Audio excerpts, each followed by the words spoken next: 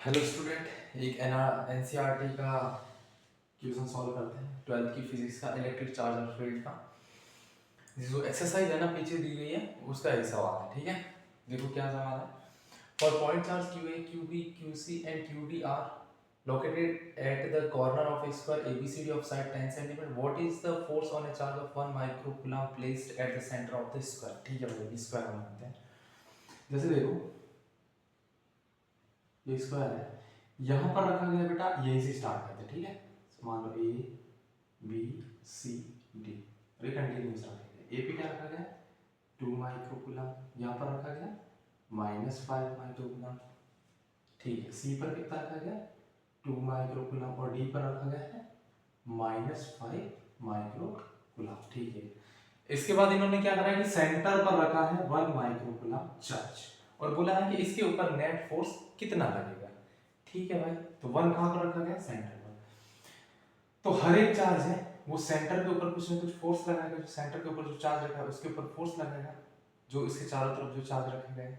ठीक है, अब देखो ये कैसा है पॉजिटिव, ये भी पॉजिटिव है, ये नेगेटिव है और ये पॉजिटिव है और बेटा ये है नेगेटिव। ठीक है, अब 2 माइक्रोकूलम वाला जो चार्ज है वो इसको क्या करेगा रिपेल, क्योंकि दोनों लाइक चार्ज एक जैसा चार्ज है तो 2 माइक्रोकूलम इसको रिपेल करेगा, तो इसका जो फोर्स की डायरेक्शन होगी अवे फ्रॉम। ठीक है, इससे क्या होगी अवे फ्रॉम होगी। ठीक है, अब आ जाओ -5 वाले की तरफ। -5 है और ये है 1, तो दोनों अनलाइक चार्ज है, अपोजिट चार्ज है, तो क्या करेंगे एक दूसरे को अट्रैक्ट करेंगे।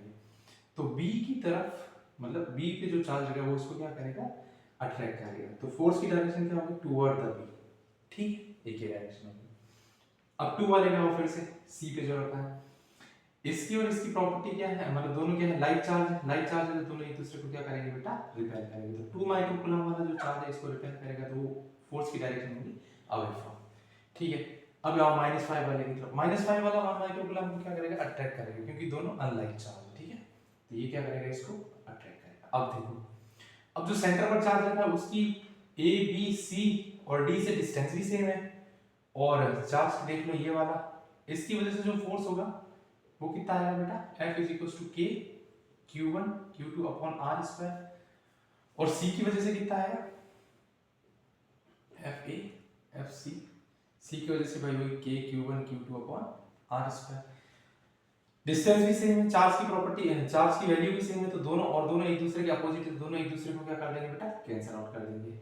ठीक है, अब ये देखो बी और डी वाले की तरफ से, बी वाले की तरफ से क्या होगा, बी वाले की तरफ वही होगा चार्ज क्या होगा 1 microcoulomb -5 microcoulomb k q1 q2 upon r square, distance भी सेम, और उस तरफ भी वो क्यों होगा, वो कब होगा क्योंकि चार्ज की वैल्यू क्या है बेटा सेम है और दोनों एक दूसरे के अपोजिट है और डिस्टेंस भी इक्वल है, तो दोनों एक दूसरे को क्या कर देंगे कैंसिल आउट कर देंगे। तो सेंटर पर नेट फोर्स कितना आएगा F नेट 0।